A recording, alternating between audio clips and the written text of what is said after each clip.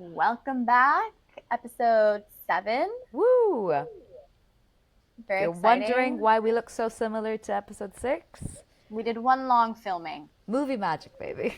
Yeah, which was not planned, but we just were talking and it was interesting. So we don't want to just have, hours and hours of going out into one episode. So we're splitting it up. And so this is episode 7. Yes, And thank no you for being business here. talks about, so if No you're waiting business for that, talk. hopefully we'll have some cool updates next week, but Episode 8. a cool chat nonetheless.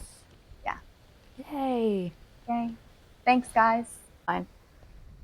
Our topic, and this kind of ties into the whole reason I brought up the paywall thing anyway, which is that now as a result, sticky notes will be evolving a little bit, which we've touched on, but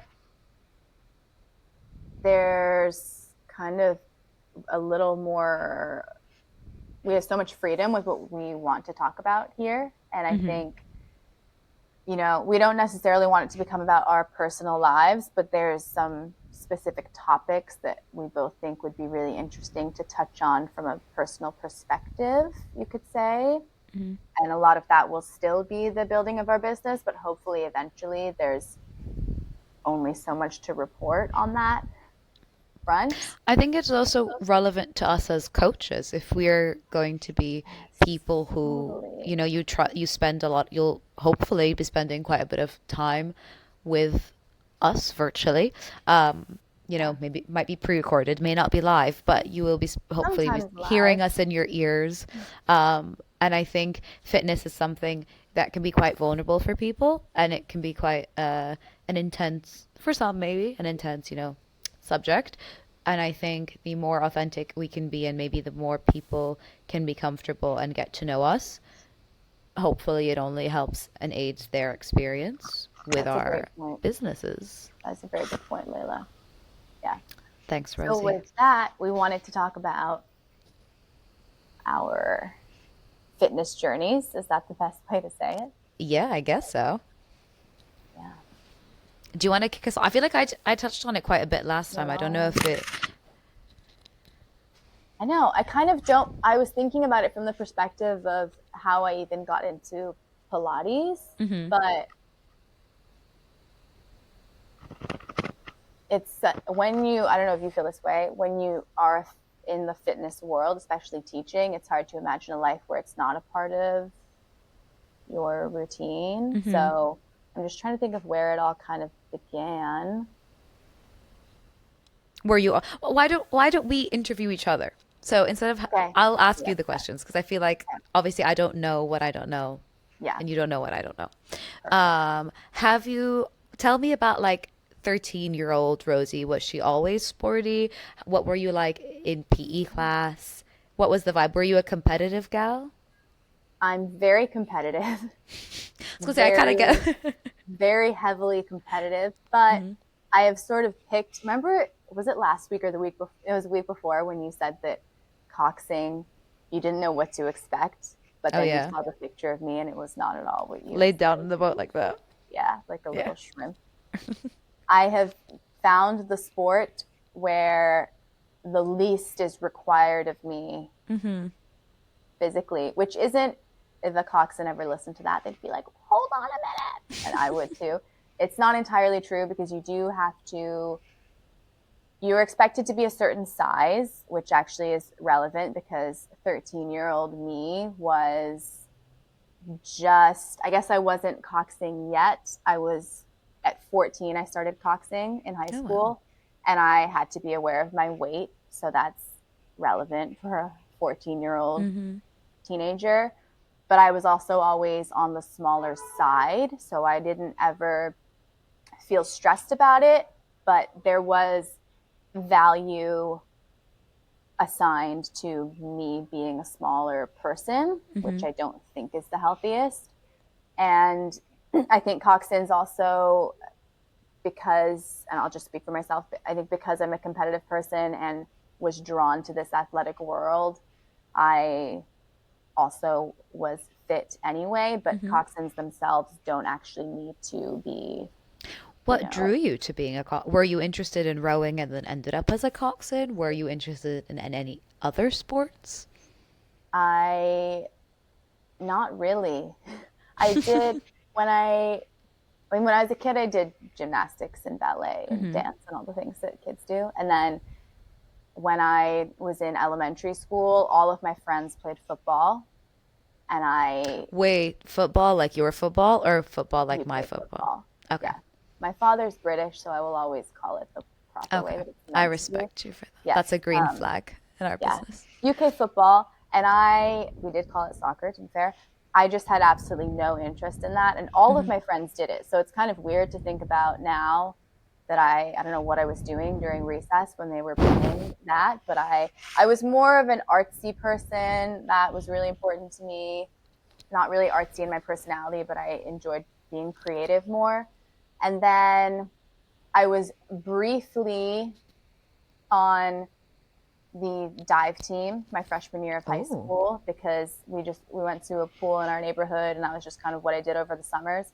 Was on the dive team, and then in the spring all of the divers and swimmers went to do water polo, and I did that for about 2 weeks, and it was very scary for a smaller person. Not to say that small people can't play water polo, but for me it felt very it's a very intense, aggressive sport. And Yeah. then I had a friend who was joining the rowing team, and I said, "Great, I'll join as well." And then I tried to be a rower, and our coach basically said, "No, you're far too little to try to be a rower." So I did coxing, and that was kind of the end of that. It is the ultimate competitive experience Hmm. because you're just racing side by side with someone, and you're telling these people what to do. And I kind of compare it to a jockey. I think I've never actually done that, but that's sort of what I would imagine it to be like. Okay. Is rowing a big thing? You grew up in Michigan? Was it a Yeah, big thing there? not really. Okay. It happened to have popularity in the area in which I grew up. So interesting. It's so interesting to me how something as small as that can shape so much of your life because obviously, Yeah. that is a large part of what your life here in London has been. And I don't know if you want this publicly shared or not. You met your current husband through rowing? I met everyone I've ever dated. I have met. That's not true. My very first high school boyfriend was not a rower, but other than that, everyone I've ever even been remotely involved with has been on Hmm. rowing teams, and I don't think that's great necessarily, but it has informed a big part of my life, and I did meet my husband on I mean, rowing I teams, think it so I'm makes a lot. grateful for that. I've been having this shout out Tristan. We so lots of love for Tristan, Yeah. but I think that's so true because it goes not to completely derail us. It goes to like a conversation I've been having this week with a lot of people, and my mom included, about priorities in life, interests in life, and obviously, whilst I'm sure maybe some of those relationships were maybe not ideal to have been with other rowers in that situation, but clearly that Highs was and some. lows, Yeah. highs and lows. I That's, cannot even yeah, begin to imagine. But clearly, yeah, that is something that was so important to you, and rowing, or the sort of sport and lifestyle of like that fitness lifestyle was something that was a priority to you. And so it would make sense for you to align and match with someone who also views that as a priority to them. yeah. It goes along with a lot of things, such as, if it being able to, or the sort of discipline that it has, but maybe also the prioritization of fitness. And And I don't being think it's healthy. necessary. Yeah, I don't think it's necessarily Yeah. wrong for that to have been a priority. And Maybe I it's not think, ideal, but yeah, going back to me as a 13-year-old, I grew up with very active parents hmm. in their own unique ways, but super active, fit. That was a priority. And they never pushed that onto us. Like I said, I didn't really want to play sports, and they didn't really care about that at all, which Yeah. I appreciate. But I always had an example of that being a part of someone's lifestyle. And I think I was attracted to that in the rowing world Hmm. and really enjoy being around athletes who care. Maybe you feel this with the place that you go and do your fitness stuff, because it's not like a team, but in some ways it probably kind of feels like a Mm-hmm. team because you go there frequently and spend time with Yeah. those people and you do train for something. And I like being around those people. I think it's nice to be around people who have goals that are physical goals. I just Mm-hmm. think that's fun. So that has always informed a lot of my life. And then in terms of my own fitness, I just started kind of working out with my mom and actually Sarah, who you've met Mm-hmm. and who helped us find Riverside, my best friend. She and I, it's just funny. I don't know if you have experiences like this as well, which we can talk about. When we were in high school, we had a period of time where we started going to the gym at 5 a.m. Oh my and we would God. go on the elliptical Love for that. a good 45 minutes. And then we would go and lift some weights Mm-hmm. for another 45 minutes. And then we'd go to school. And that seemed totally normal to us. And Mm-hmm. now we look back on that thinking, why did no one? It Ring the alarm. wasn't the best way to take care of our bodies, Yeah. but we were like, we're working out, we're fit. And so I've always tried to sort of figure it out. And then I started going to workout classes a bit with my mom, and I always loved that. And it's just been it's never not been a part of my life. I think also I'm very grateful that it has almost entirely been a very positive part of my Mm-hmm. life. I have always had very high body self-esteem, which I Mm-hmm. attribute to a lot of things, but also my mom, because she was so like body neutral Mm-hmm. with me. Never negative, never overly positive, just letting me be me. And I Mm-hmm. think that has helped a lot. So even now, actually doing more Pilates, it's been interesting because I went through a little phase where I sort of panicked because I was doing less of other stuff, as Mm-hmm. in lifting weights and running and things like that. And so it's interesting how every few years, at least for me anyway, the the schedule kind of evolves a bit, and I'll be more interested in doing one type of workout. Or How did you find Pilates then? What was your my segue to that? mom, Okay. again, so much to thank Ellen for. We Shout out kind of, Ellen. shout out Ellen. She did not know really, I think, that she was doing Pilates. She would just go to this class and they did, like I've mentioned to you before, 25 minutes of spinning, 25 minutes of mat Pilates. But I don't think it was even really advertised heavily as Pilates. Now I look back and realize, oh, that was classical mat Mm-hmm. Pilates. And I just started going to it with her. And I think I talked about this maybe episode one. That was all through high school and college. I was doing that in my hometown. And then I moved here and I thought, oh, I've been doing Pilates. Let me find other Pilates studios. Couldn't find anything that resembled what I had been doing. Learned that the reason for that was because it wasn't classical, Mm-hmm. which everything I was doing that was advertised as Pilates and was not, was clearly just bar, Yeah. which is fine, but it was not at all what I was looking for. And then I started going to Exhale, started going to Pi. That was 5 years ago.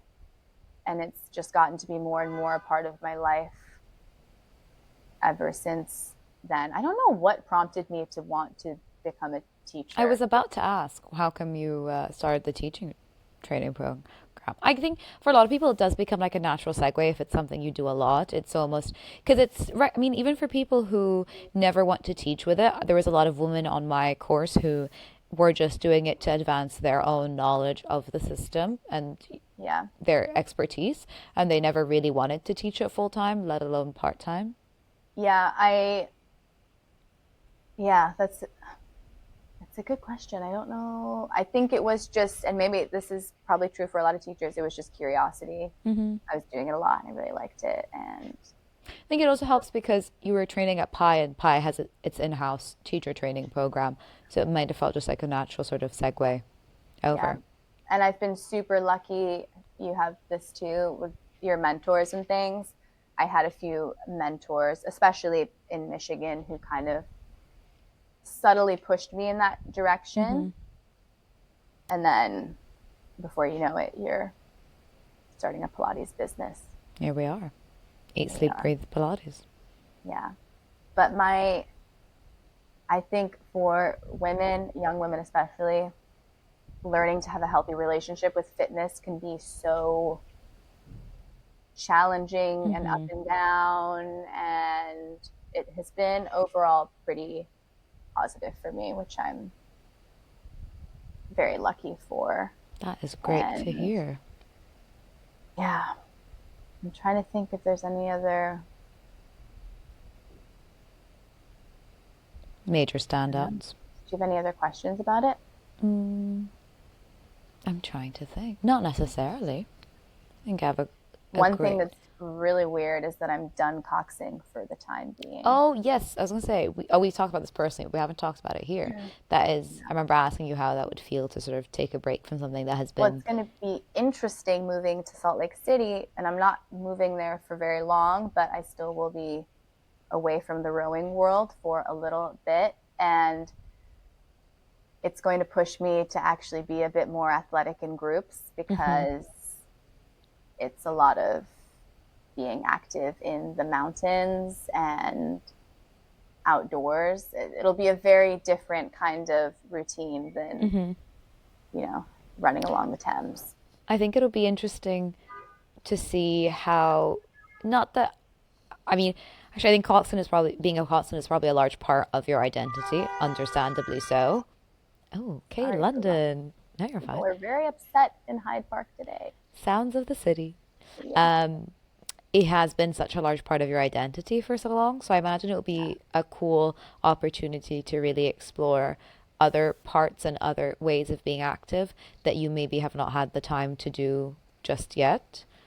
So Yeah. that would probably I'm be cool. very curious where my competitive energy is going to go. Yeah. Oh, I'm that would not be cool, quite actually. I'm Yeah. not quite sure where it's going to go. I What are think you going to pick up in these next few months? I don't know. Tristan has dreams of me picking up some sports that I am not particularly drawn to, but Hmm. I don't, maybe just getting older makes you less inclined to be that way, and I won't have the itch to go race someone, but I definitely have it now. I mean, I've not been coxing for, 2 weeks, and I'm like, get me out there side by side with someone. I don't know. We'll see where it goes. I'm going to try to channel it into The business. business? Mm-hmm. Yeah. So I we'll mean, see. it's funny to that. No, I mean, I think I'm competitive with some things. My mom would say I'm very stubborn, and I can agree that I'm very stubborn. And with some, I mean, I'm very competitive with the card games or board games. I was never particularly competitive growing up, but that actually, I think my mom would disagree. I have that spirit, but to what you're saying of sort of where do you channel that energy now? Some weeks where I maybe sort of overly hormonal or I get quite I may get more agitated with my friends, maybe especially guy friends than usual. I remember a specific workout that I did on a Friday night where I finished the workout and I was just like I almost floated out of the studio. And I was like, that's why I've been in a bit of a cranky mood beyond everything hormonally. I hadn't worked out in a few days and it was that post hit workout release of endorphins. And I was like, Yeah, I should probably such a go real reach thing. out to some of my friends and say hi. Reach um, out, be a person again. yeah. I find it with actually with the rowing world, people I've dated, and now Tristan, obviously, when we've been in different boats, or I think I'm a pretty good teammate, Hmm. but I really have to check myself if I'm in a different boat than someone who I'm really close with and who But will like, I be, didn't even think about like you racing against even like yeah, Tristan, for example. if you, there's been times where I've had experiences where I'm racing someone with whom I'm very close, and afterwards I kind of have to say, I don't yet have the maturity to speak about the fact that I lost that. So we need to just Oh, fire. move on from it. It's Which better now. that's It should just be fun, but I think that's mature. And I mean that a lot of people don't even have that self awareness to know I that mean, that's the last few years, so it's That, fine. It's I mean, fine. I know people in their 40s and 50s who don't have levels of self-awareness. So I think coming to Yeah, that in your late 20s fine. is It should be fun. rare. I feel like people who are very competitive are always reminding each other of that. Hopefully it's fun. It should be fun, especially with rowing here. What I was doing, I was on a club, I was paying to be there. So if you're not having fun with it, then what's the point? Fair. Um, yeah. What about Layla at 13? What was 13-year-old Layla doing? Layla at 13 would send current Layla to a psych ward to be evaluated. She would say that girl You wouldn't needs help. recognize her? No, no, no, no. She would actually think that she would think someone is holding a gun to my head, Mm, and that I need to be checked because someone is lacing my food. Layla at that is 13, so funny. yeah, Mm. I mean, at a younger age, I was never really sporty. I grew up in a beach town, so I was always sort of swimming or at the beach. But when it came to sort of school athletics, I was the first one to ditch PE for whatever reason I could I did that find. too. My friend Tasia and I would pretend that we had to tie our shoe for Oh, probably 20 minutes, love that. mostly during things like dodgeball, Oh, stuff where you could mm, just get hit that we yeah, really hated.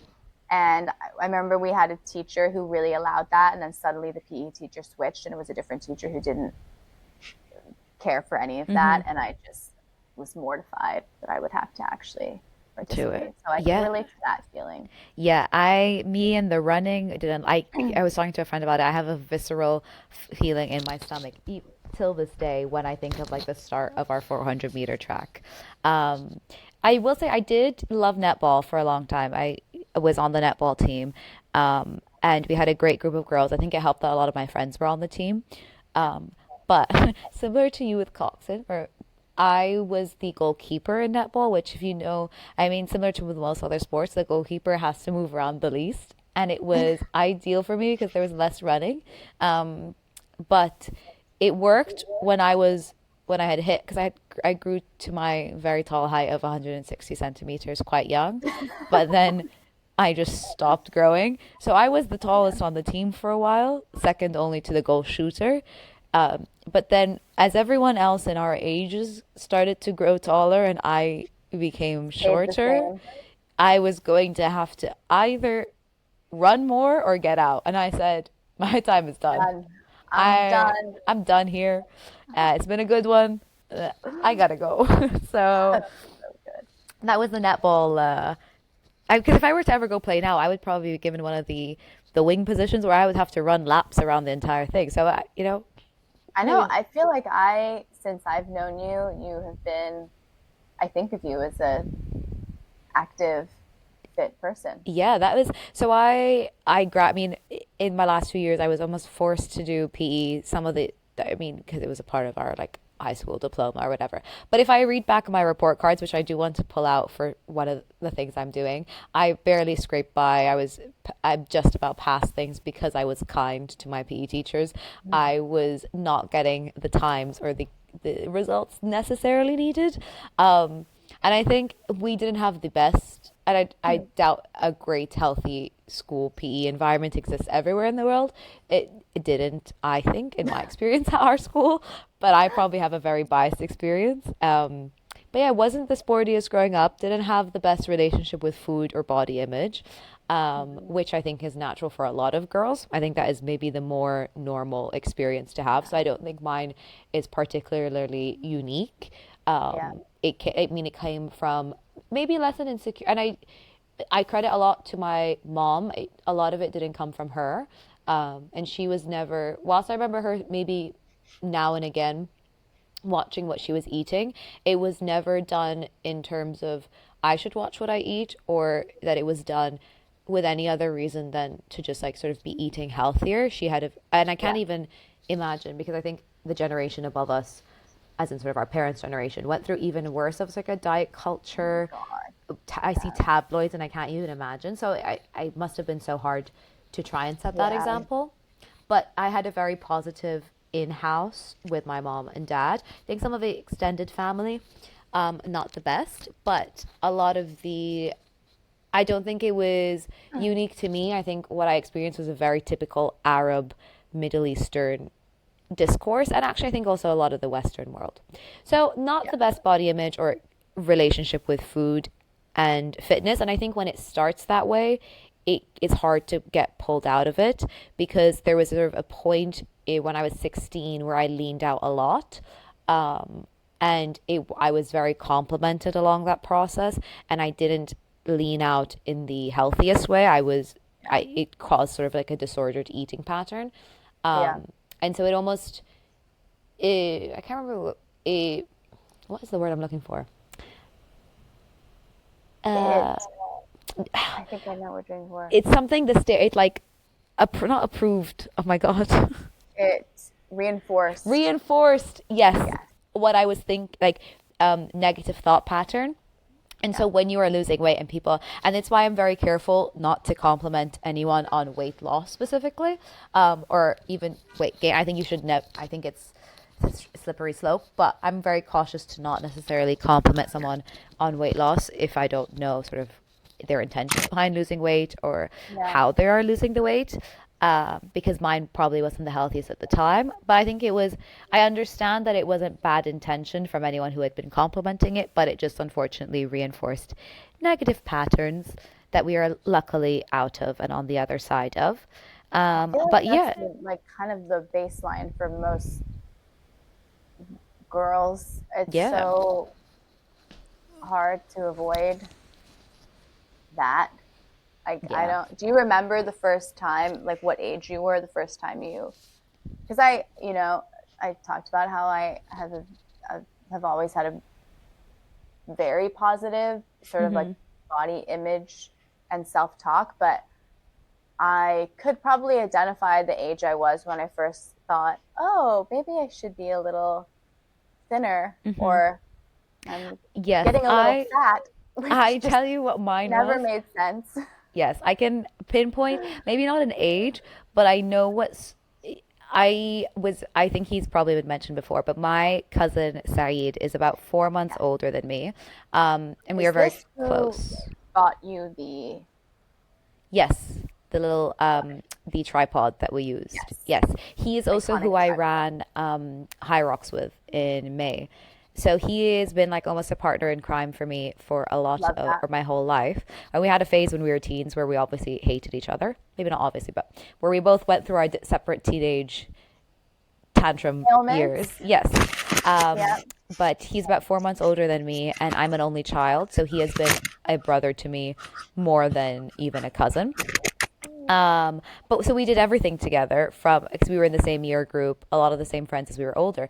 But we would eat the same things, do the same things.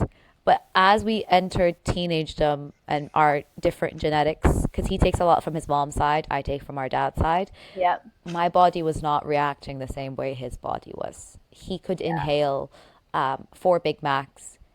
And to his credit, I mean, he had his separate issues. He struggled to put on weight. He had a very fast metabolism, and that caused issues for him later on, Yeah. which is its own struggle. And that's where I think also people who are very lean and or skinny is not necessarily a positive thing. And I think, Yeah. both sides of the spectrum exist. But yeah, he struggled to put on weight and muscle, whereas I had the exact opposite issue. My metabolism is not as fast as his. So I just remember being confused why he could eat eight glazed donuts and I couldn't. Yeah. And we would have different reactions. Isn't it also So that weird, was the like, start. even though, he's basically a brother figure, I guess maybe he wouldn't have gone through this um, if he struggled to put on weight, but I have two brothers and I've spent a lot of time on men's rowing teams. Mm-hmm. And it, we have a different, I'm not an expert on it, so I can't speak to it, but it is challenging. I remember my brothers both kind of grew out and then up, Mm-hmm. and they turned out healthy weights for them. Yeah. And girls go through a very different kind of experience that is varied so much. I mean, men too. I didn't grow up as a boy, so I don't know. But, Hmm. everyone looks different in seventh grade. Yes. There's a whole range of body shapes and sizes, Yes. and it's very potentially confusing. I would not want to redo being a teenager. That No, was one and done for me no, personally. couldn't pay me. No, and I cannot Could even. not. Yeah, it was the wild, wild west, and I think it but I do think I think there was outside influence, and I think the art world, but also like media, it just starts to plant seeds into your brain and just makes you question things. But for the most part, not the most ideal relationship with food or fitness. Leaned Hmm. out, then put that weight back on because obviously I had leaned out just through dieting unhealthily. So there was never real, not like a lifestyle change, but I fitness hadn't then become a big deal to me. We hit COVID. I moved to London, was traumatized by my my personal experience with fitness and sport growing up, and so I just almost labeled myself as not sporty or fit because that was just my experience with it. Started lifting and a little bit because I wanted to. Here he comes again. I needed a gym membership because I was going on walks and that was like my therapy. But it was getting Yeah. really cold in London, and I was like, I need a treadmill or a gym membership so I can use a treadmill and just go on my walks. Hmm. And so my cousin was signed up to this gym near us, like a hotel gym that was like £35 a month. It was in a basement. It was very poor. But all I wanted was like to get on a treadmill. And I still That's so remember, sweet that you guys did it together. yeah, he was there for his like Oh, weights. And then I was like, well, I need to go somewhere. And I still do to an extent, but it was much worse. I had really bad social anxiety. And I was like, if you're going, I'm going. Like, I'm not going to go be a new, because gyms are still, I mean, intimidating to me. And I sort of know what I'm doing now. So I yeah. think back to that Layla and I just want to give her a hug. And I don't know how I did it. Went on the treadmill. And then Saeed was like, why don't you try weightlifting? And just like planted Yeah. that seed in my head. And I was like, um, maybe. Fell Yeah. down that sort of rabbit hole in terms of like learning what I needed to do through TikTok and then a little bit from him. Like whenever I needed a bit of advice, I would go to him just for like form or things like that. And it's not that, with respect to him, it's not that he's accredited PT or anything, but he had done PE at an IGCSE level, which is like our first 2 years of high school would be the equivalent of Mm. that. Um, and so and he was just like had been lifting weights for a couple of years at that point. So he had like the general knowledge that most sort of Yeah. men do or people who would lift for a certain amount of time. So I went to him for a Yeah. lot of things. Um, and then as the world That's opened so up, sweet. That's uh, really nice. yeah, we have love I for love him. that. Yeah. As the world opened up, lifting, I enjoyed lifting for a lot of the time, but I still, whilst I was gaining a relation or starting to enjoy a bit more. Still hadn't necessarily dealt with the mental or like food aspect of things. As the world sort of opened up, as I graduated, or as I went into my third year of university and wasn't sure what I wanted to do with my life, I had started up Pilates because reformer Pilates was starting to it was the whispers of it had made their way onto Pop social off. media. Yeah. And it seemed like, you know, a safe space or I think a lot of what I was seeing also it did seem very female dominated. Mm. And whilst I gyms can be intimidating because of for a lot of them were always like male dominated. I think I'm not sure that that is exactly why I was intimidated by them. I think I was just intimidated in general. And I'm not sure what about reformer Pilates made me less intimidated, whether it was the fact that it seemed a bit more targeted towards women, weirdly enough, Yeah. weirdly just knowing its history. But I started it, and then I think I've mentioned this before. The only way I could get myself to campus in my third year to write my dissertation was by booking a reformer class, either before or after. At the time, I had to be on campus, and so I would almost like force myself into it. Um, and so that It's actually got me funny. into Pilates.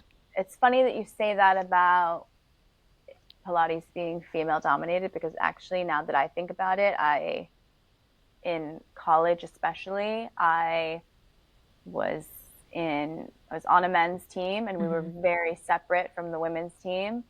And I had a lot of social anxiety in that space. I was kind of a leader on the team, so I feel like I had faux presence of not having social Mm-hmm. anxiety, but internally I felt very socially anxious in that space. And I found so much appreciation for going into this studio, which I now know to be a classical Pilates studio, where it was female run. There were Mm-hmm. women behind the desk. Pretty much all of the coaches and teachers were women. I had not ever really pieced that together. And doing it with my mom, Mm-hmm. Yeah, I that don't know she if it was invited. something conscious at the time, and it's why I would love to get more men doing Pilates, and I would love to emphasize the importance of it for men, especially to cross train with HIIT or with weightlifting. But I completely understand as well for women who want their, especially sort of their dynamic reformer classes to be, maybe women's only spaces. You see the memes of, oh, what's a man doing here? And I understand the humor in it. I also understand the importance of making sure, men are moving and feel comfortable. But I do think for me at the time, it seeming like almost a softer workout style is probably what made me feel maybe not welcome, but made it feel more achievable or attainable. So that's how I found Pilates. Started the teacher training, and even when I started the teacher training, I still wasn't doing anything but Pilates. I was eat, sleep, breathe Pilates. What at that point had been contemporary, and then had turned into classical through my teacher training. And then I think this sort of more intense physical fitness that I'm currently in now only started, if I'm being honest with myself, in like April last year. Went through something in my personal life that sort of set me spiraling. And I needed an outlet, and I had lost sort of a lot of people that were very close to me, Mm-hmm. not through death, just through just through them not being great people, Life. just Yes. through life. Yeah. I was down bad over people who maybe didn't deserve to be felt down bad for, and I just needed a shake up. And I was Yeah. in gyms a lot because I was training at Equinox for my Pilates course, so I used it as like a physical outlet to be lifting weights again. And so in April, I started to pick up weight training a little bit more, maybe still not seriously, but just as a way to sort of get out of my head and get into physical movement. And then in the summer of last year, I started teaching. And then because of that, okay, hi, Sorry. Par. No, you're fine. Yes. We started teaching. I was teaching, yes. And I was teaching, I think we've said this before, I was teaching crazy hours. So I just Yeah. wasn't able to eat the best just because I was exhausted from everything that goes into teaching, which we've touched on before. So I'm not going to repeat myself. So by the end of last summer, I had sort of dealt with some of the things I had gone through mentally a little bit more, but just was so busy with work that I didn't really have time to like use it as a physical outlet yet beyond a little bit of the weightlifting. So I decided in September of last year, it's not even a full year ago now, to go to F45 because shout out F45. I love you all so much. I was had decision fatigue every time I was going into the gym. So even when I went into lift, I didn't, and I knew what to do. I had a program, but I didn't want to almost come up with it or decide what the next station or like next workout I wanted, like exercise I wanted to do was because I just spent my day deciding for everyone else. It also meant that if I had just spent 6 hours at third space or Equinox, I didn't really want to spend another hour there or hour and a half on my own to lift weights Yeah. because when I'm on my own lifting weights, I could get chatty with other people. I might just be lazy in between my reps, and I'm sure I could be a bit more diligent with it, but I just wasn't. So I Yeah.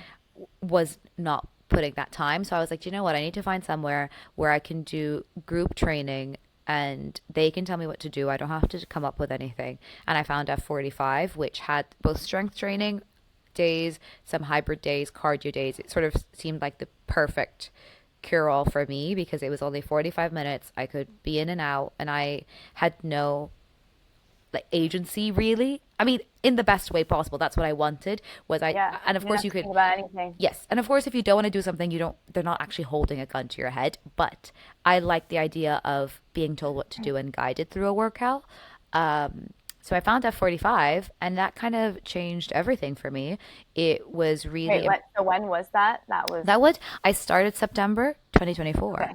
So not even Wow, like 10, almost a year almost though. a year. Yeah. I've got the date of the very first class, and I have a photo of me after that very first class, and it was on a Monday night cardio.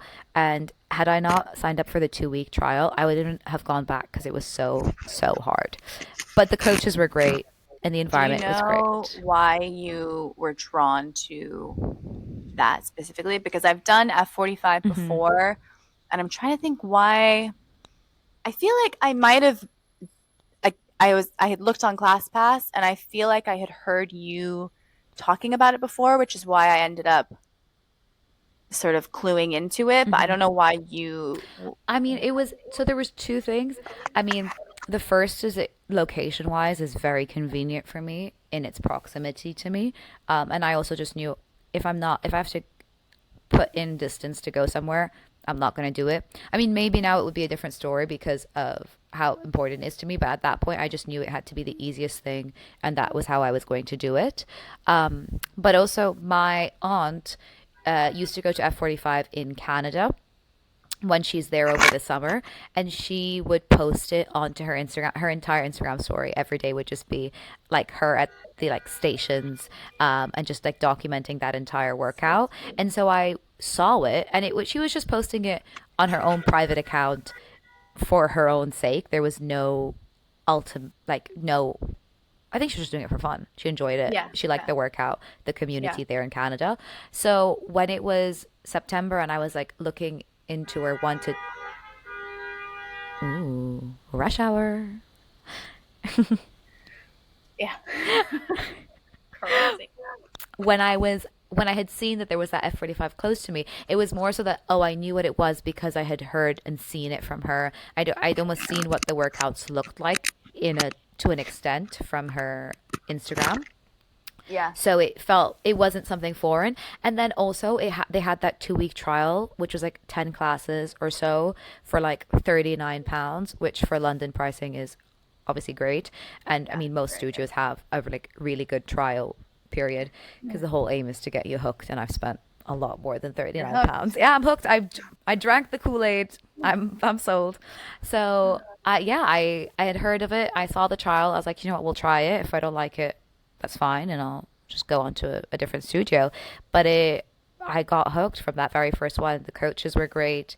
The vibe, I mean, the community seemed nice enough. I wasn't really chatty until 2025, but those sort of first few months I was just like in and out, but everyone was really great and it felt like a very supportive I feel like community. you also, does this look so stupid?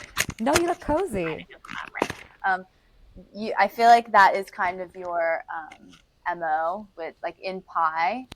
I feel like it took you a few months to Hmm. get comfortable, sort of like being chatty. Oh yeah. And Oh, yeah, I was I'm never the same the way. I'm chatty one. so quiet. I am so quiet until you know me. And then Hmm. once you know me, I will not shut up. Yes. My mom always tell this story, or my mom and my sort of, she's a figure I've almost coined as my godmother, but she's sort of like my mom's best friend. And she happened to be my preschool or like a preschool teacher. I was like a year and a half. So like Okay. whatever that, however old you are at Little, that, yeah, a little baby. little baby. And she was my very first teacher ever, really. And I'm the reason my mom met her best friend because she was my teacher. So it all goes back down I'm to me. Sarah and I are the same. Our mom, when I moved to America, Sarah went home one day and said to her mom, "There's a girl at school and she has a British accent and she's gonna be my best friend." And now our moms are best friends and we're That's best so friends. cute. Oh my God, that is That's so so cool. sweet. I love that. Yeah. So they met at the school door purely because my mom was just asking about something to do with like, when the school term would start. Um, and then Miss Maria, who I call her Miss Maria, even though, she's not my teacher. Um, she was my teacher and they always tell the story, and even you can see in the school photo, I'm just hidden in the shadow. And I was absolutely mute. I spent that whole first year with her and I didn't say a word in class, but I would go home to my mom and I could not shut up. I was like just constant stream of thought. And I would say everything, like, oh, Miss Maria said her toe is hurting because, there's a rock in her shoe. Like tiny things that she was just Oh, like you saying remember in passing. details. It was like robotic memory. And I just would not speak at all during school. And I would go home to my mom, who is obviously, my Layla. mom, and I would just say it all back to her. That And is so sweet. so I used to always score very well in sort of reading and comprehension tests and writing, but I was just not very outspoken. And then I had a lot of social anxiety growing up. And I mean, through being a Pilates instructor, I've had to, get through that a little bit. And I feel a lot more comfortable, obviously, now in gyms in the fitness world, just because of how, it is in my life. I kind of have to be comfortable with it. But, yeah, so it took me a while to get really sort of chatty with the community at 45. But the sort of first few months was just like me getting into the routine of it. And I think in January of this year, it's really taken off even more, as I focused a little bit more on my nutrition and like just cleaning up a little bit what I ate in a very healthy way for the first time ever. My goal has been to get strong rather than to lean out. So it How just active was the eating healthy thing? Did you not decide really one day, active. I okay, mean, I'm I gonna I decided to delete Deliveroo. That was my big thing because I was just, Deliveroo will get you. yeah, and it was just Forget about the body stuff. it's It'll Deliveroo. get you. Yeah. But Financially, it has more than gotten you. anything, financially, I was running those numbers and I was abhorred. And I was like, right, I'm spending so much. At that point, I had was very active working out September through December, and I was like, okay, if I'm putting so much time and I'm doing the hard part of showing up for the workout, I was like, I know if I clean up my diet the slightest bit, there's going to be a large change. But I was so conscious to do it in a way that was healthy and that wasn't, Yeah. disordered. And I'd spent quite a few years trying to get rid of all that disordered mindset and trying to allowing myself to eat whatever I wanted.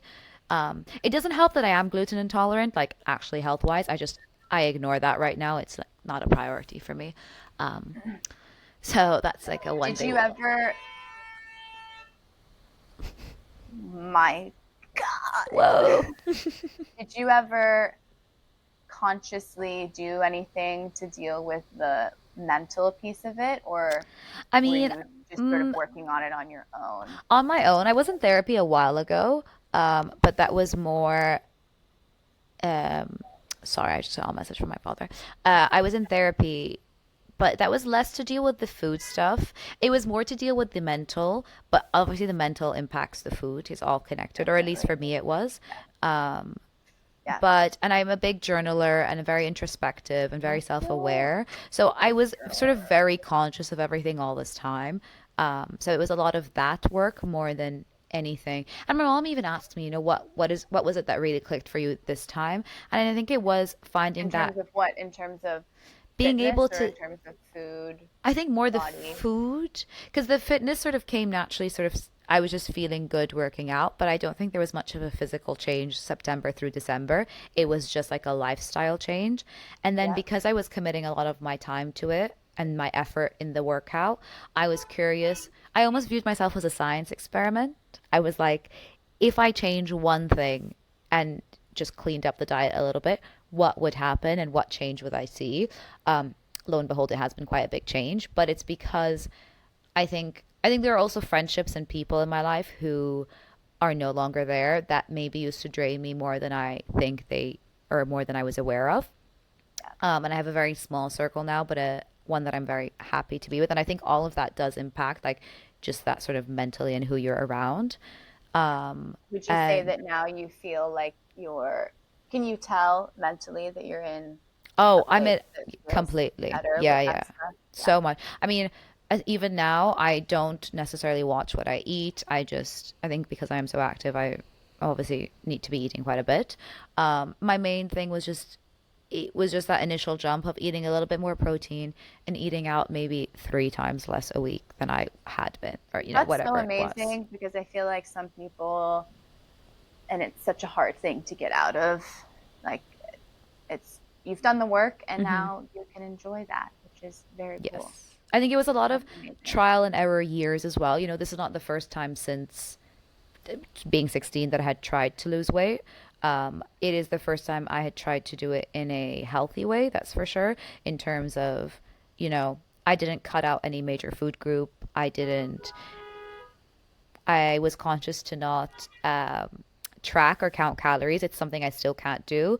I don't like to know how many calories are in a certain I did thing. do that at one point, and again, I can say, oh, I had such a healthy blah, blah. But I remember so many girls I knew were tracking their calories on Mm-hmm. an app, and I did it. And I remember putting in I don't even remember what the app was called. I feel like My there was, Fitness Pal.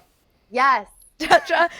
That's ingrained in my brain. Don't you worry. I remember putting in like my height, my weight, my Hmm. age, and then it was telling me, I would eat the amount of calories that it was telling me to eat. I'd be like, Oh yeah. no way, dude. Oh my God. No fucking way.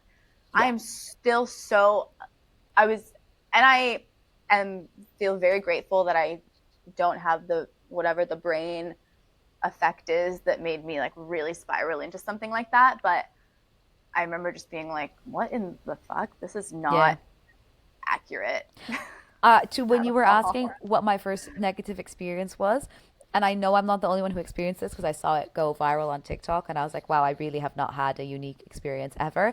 And it was, I don't know if you ever had like the Wii. So I had like the Wii Fit, which was like a different app that came with it, and it had like the board that you would stand on. And I vividly Yeah. remember standing on the board and it calling like 10-year-old Layla obese on the screen. Which at that time I wasn't No. even, and I wasn't, but it was just whatever the BMI had calculated it to be. But this is also a not a Oh my unique experience. God. No, I'm so don't. sorry No, that it's that so fine, but happened. it's not even a unique experience because everyone on TikTok was like, "Why was the Wii Fit calling us all fat and obese?" And it was That is way worse than what I ever thought you could have said. no, it was, but it's actually I'm able to look at that in like a funny way now. Oh my God. That is so funny. It just came back to me. Yeah, I need to send you the TikTok. It is like That is millions of comments though. that is kind of the era that we were in during that time because it was we Fit, which I Hmm. had, but I don't have any memory. I don't think we had that board thing or whatever it was. Maybe we didn't have We Fit, but and then My Fitness Pal, and Hmm. people should not. Maybe that's not fair. Me, myself, my experience, and then a lot of my friends, we certainly should not have been tracking. Yes. And I remember with My Fitness Pal, you would put in like, oh, I ate some yogurt today, and you would look up yogurt, and there'd be a few options, and you'd Yeah. kind of like eyeball the bowl of yogurt that you just ate and be like, oh, I guess it was about this much, and Yes. I threw some berries on there, and it would be totally arbitrary. Yeah. I also was having to try to figure out like ethnic food, which I don't Oh even yeah, know is it what is an not? ethnic. Yeah, no, because I also would ask my mom how much of X, Y, and Z is in there. She didn't know. She was just Yeah, she's like, eyeballing I'm what she's cooking. cooking. Yeah. Yeah. And she was also trying not to promote it, I'm sure. So it was just like a I spiral. would love to go back and, like you said, give your younger self a hug. And I feel like a lot of Yeah. my friends' younger selves a hug. And Oh, just also, 100%. by the way, being age 16 until, I don't know, puberty is a very confusing Yes. time. And your body just changes so much. It Mm-hmm. is the worst time to have any kind of tracking. Yes. I mean, actually, I tell you about all the positive, like having this really positive body image and stuff. I do remember in high school, this other coxswain and I were similar sizes, and we were just smaller people. Mm-hmm. And one day we weighed in together because they weighed us pretty consistently, and we both weighed the exact same amount. And it was like, haha, like, yay, we both weighed the exact same amount. It was just a funny thing, Yeah. like, you know, to the 10th, like exactly the same. And then I do remember after that, every time we got weighed together, thinking, is one of us going to be heavier? Who's going to Oh be my God. heavier? Yeah, I can't even And it never imagine. actually affected my actions in a major way, but what a waste of mental energy that I was Mm-hmm. spending from ages Oh yeah. 14 to however old I mean, being worried about that. that was my biggest thing was before reaching what I now have of like a body positivity. I had to go through years of like a body neutrality. And I think between like 17, 18 to like 22, 23, where I was just like, you know what, I need to just eat comfortably and just sort of get over that restriction. Yeah. I think it was just viewing my body as literally like a vessel that I exist in and just like day to day life and like getting through academics and also Yeah. just Your like the body does so much for you. yes, like because fitness was not a big deal to me, my body was almost not a big deal to me what it could do because I was just like, well, it's getting me to class, it's getting me to the parties at night. Like that was kind of it, really. Yeah. And then as now fitness has become a bigger deal to me, it's still, or it's more so in terms of I have strength goals and things I want to achieve, and it's in a very healthy way. I'm not like intensely focused, but it's nice to have like a general guide of what you're working towards. Yeah. And my fitness goal will now forever sort of be like strength and like long term mobility and health.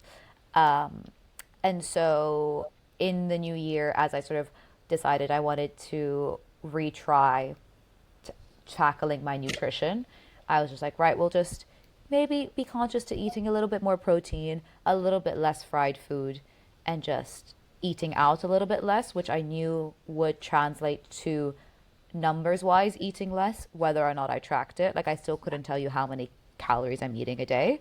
Yeah. I just am eating more protein until I'm full and calling it that. Um, and it has caused me to lean out in a healthy way. But now I look at my body more as what it's able to do in terms of, competing in the high rocks, competing in that challenge. And So that cool. is what I see fitness to be as, rather than, oh, I go to the gym to lose weight, to get skinny. That was like the big reframing Yeah. that's maybe my And frontal lobe developing. I remember my mom, when I went to college, I remember calling my mom and saying, don't really know what to eat. Mm, I was very lucky, which sounds like you had too, where my mom was cooking a lot for me growing mm-hmm, up. And that's the association I had with food was my mom's cooking. And she told me, and I will never forget it because it's such good advice, I think, which is your body will tell you what you need. mm-hmm, And if you just let that guide it, then, and sometimes that means that you need a cookie, mm-hmm. and sometimes it means that you need a salad. Yeah. And both of those things are equal. Like, you feel very different at certain times of the month than you do at other times of the month. And you Yeah. feel, just depending on what phase you are in life. And I feel like now I'm quite good at my body's telling me something. So I got to go with it. There's a Mm-hmm. reason for it. Body trust. Yeah. Yeah. That seems Mm, like a good place to sort of yeah. end that I was challenge. going to ask you one other thing, Ask me. which is your training for your, what is it? Is it a full marathon? Half, half. Sorry. I don't. I'm terrified that I'm gonna finish the half and like look to someone and say, should I do a full? I don't even want to Let's think it. do it. Let's No. turn around and do it again. I Yeah. want to know how that has been.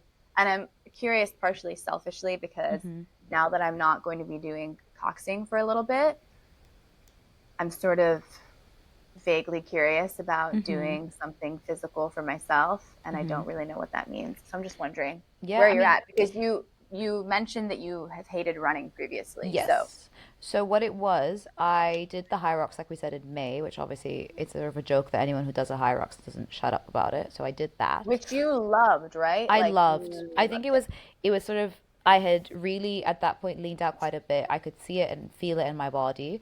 Mm-hmm. And I was able to do something and I felt such a sense of accomplishment about completing that race and I was able to look at my body and be proud of what it had done like just as a physical challenge rather than oh I didn't look at a single photo and be like oh I look like this here or oh I wish I could just like You looked so chain cute in all the photos. thanks. We were in our matching, So family name sweet. tops, and Yeah. I was just felt very content. And I was on my period that day, so I was like so. I had felt so content with just, I was so like, if my body can do this, I really don't care what it looks like because I've just accomplished such a difficult physical challenge that it just sort of wiped the stage clean, or wipe the floor clean, like, in terms of body image stuff necessarily.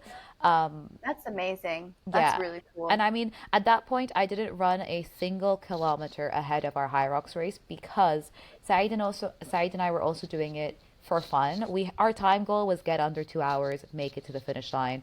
It was just a fun way for us to do Is it a something. thing that people do where they're trying to get Yes. first place or Yes. So whatever? there's like Like, okay. places and there's also like time goals. Like people will try for like a sub 60 is like a very elite time to get, Okay. or like Got it. under whatever it may be. We were sort of, to me, it was fun because he was always very sporty growing up, super lean and athletic and quite quick. And I wasn't. And I was like, oh my God, this is just like, a fun way for us to do something together where I now have the strength that we can, um, compete at the same level basically. Yeah. So I didn't run a single kilometer. He did a little bit, but I hadn't. So it was the first time in my life I had ran 8K. It was broken up into single kilometers, interspaced with the stations. But I sort of looked at him and I was like, whoa, like I would never forget after our first kilometer, I looked at him and I was like, I don't know if I can do that again. Not in terms of it was so hard or easy, just like physically, I've never done it before. So like, and he was like, well, we'll You see. didn't know. Yeah. Yeah. Yeah. And then afterwards, I finished the High Rocks, felt great. Still didn't necessarily think, oh, I want to start running. But training for that High Rocks gave me a very good, almost not tunnel vision, but it was like a line or to help my training. And it also meant on days where I didn't really want to train for no reason other than just like a little bit of laziness. I never forced myself to train on days where I actually didn't want to train, but on some of those days where it's just like, would I like to sit and count on the couch for another few hours? Yes. Yeah. Would Yeah. it be better if I got up and I did a bit of movement? Also, yes. So it Yeah. gave me that extra motivation to be a little bit more disciplined on some days where I maybe wouldn't have been. And so I just liked having something to train for. And so when that Hyrox was done, the next one in London, I'm unsure if I'm going to be in the city for. And it's also not until the end of the year. So there was just nothing really to train for. And I was Yeah. like, well, I want to train for something. And I've always said I'm not a runner because that is just a thing that I've said. And I know that it's just, if I say it, I'm making it true. And Yeah. so, and I know it's a mental game. I mean, obviously you train for it physically, but it's a mental game more than anything. And I said, I would like to rewrite how I am identifying myself as. And if I say I'm not a runner, I'm not a runner. But if I say I'm a runner, I damn well am a runner. So I have signed up for a half marathon in October. I think it's also less intimidating to say I'm a runner versus I'm training for a race. It feels a bit Yeah. easier to sort of focus on the race part. Um, Yeah. so it is more so, I mean, I still don't love every run, but I'm actually starting to experience what some have called runner's high. I can say I know what it feels like, and it is a real thing. That's amazing. Yeah, so that has changed the game for me completely, and I mean I don't even know where the fitness stuff is going to continue to go, which is exciting. So it's because it's still all very new for me, so it'll be cool to see sort of where I land and settle with It's it. cool that you're like doing all of the Pilates, you're doing some weightlifting, you're doing some functional training, you're doing some running. You're just moving your body in the way that feels right in Yeah, this time. That's awesome. How thanks. cool. I'm Thank you. excited. Wait, so when is the half marathon? Because we can keep getting updates on it. Unless October. you randomly are like, absolutely not. I do No, not let want me to double keep up. check. It's October 12th or 19th. I believe it's the 12th. Um, That is see. so Yeah, exciting. 12th of October. I've just signed up for a 10K as well at the end of August. I will admit I signed up for it because I saw an ad when I was on the way to work on Tuesday, and it was the track that they were running for the 10K. And one part of it, I'm going to show you on the screen. It's Yeah, called show the me. Swift Sprint with a guitar. Oh, And I understood that to refer to Taylor Swift and that guitar to refer to her because I it's did. Is somewhere it in, not? I'm hoping it is. It's somewhere near Wembley Okay. Stadium, It's that specific, gotta be. I mean, it says Swift Sprint. It has to It's be. like you're There is running no by Wembley way. Stadium. It's like near where the Bobby Moore statue. So I'm like, I really think it is.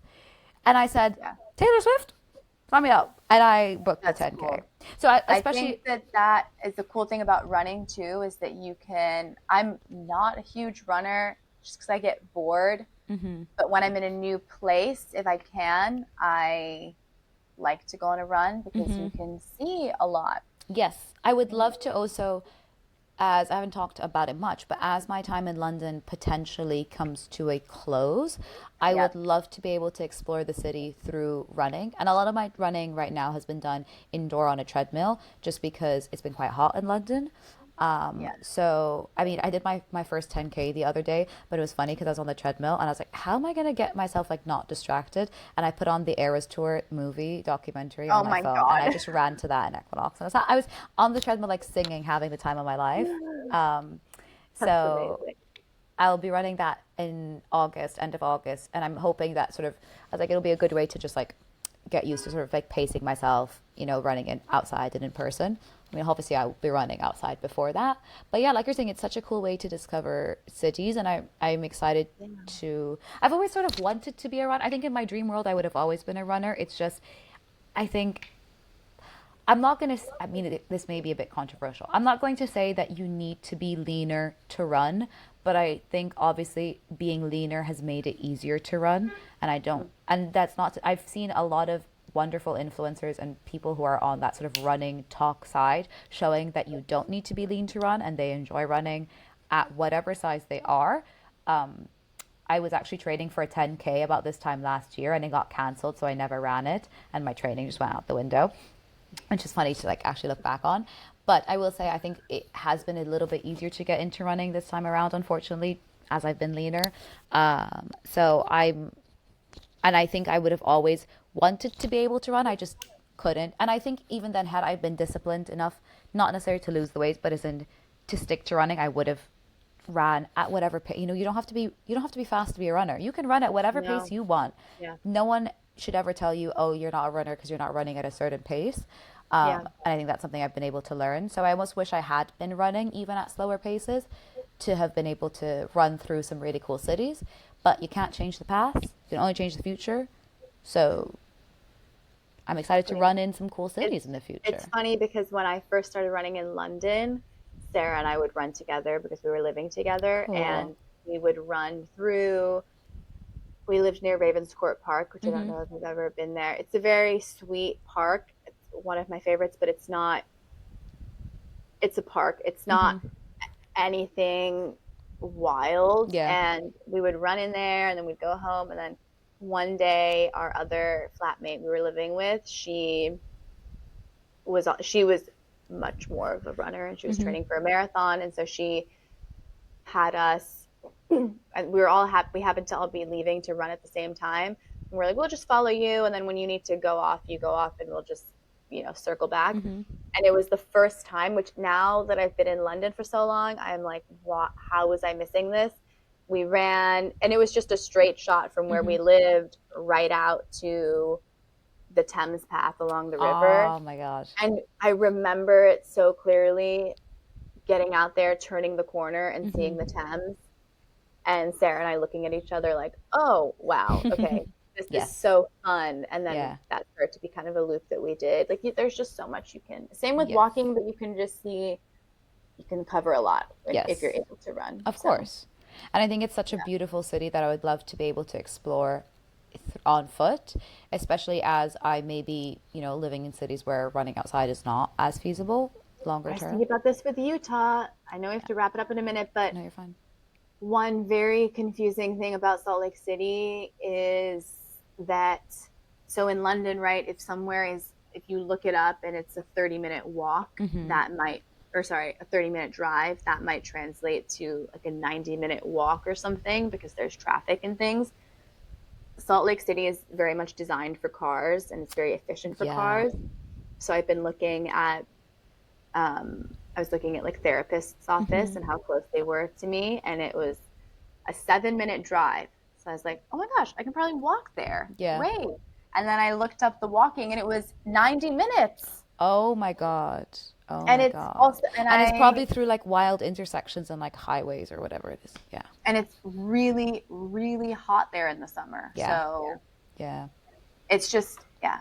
I think we are so fortunate in London, and there are so few cities as walkable as London Yeah, it's worldwide. I pretty think Europe amazing. obviously has quite a lot of very walkable cities, but for the most part, a lot of where you and I may end up, whilst they have a lot of stuff you can do outdoors, especially for you, they're not very walkable. I mean, I grew up in Saudi in the Middle East, so we drove everywhere. I was not walking on the Yeah. streets. In Lebanon a little bit, but even then, yeah, like you're saying, it's so hot in the summers. You're not really walking the way you would in London, and it's something I love about my life here, and I think would be quite an adjustment longer Unless term. something goes really crazy, I do not hope to end up in Salt Lake City. So hopefully, walkability is very important to me. So Yeah. hopefully that is, yeah.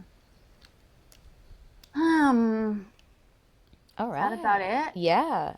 We covered a lot. Thank you for listening to episode 7. It was a very raw, honest chat, I think, for both of us. I hope Uh, to have more of those because I think that's fun. yeah, and I think there are probably a lot of stories, maybe similar or not too dissimilar, like us, that would be cool. There's a few people that I think it would be cool to have on sticky notes. I know we've mentioned her before. She keeps getting a shout out.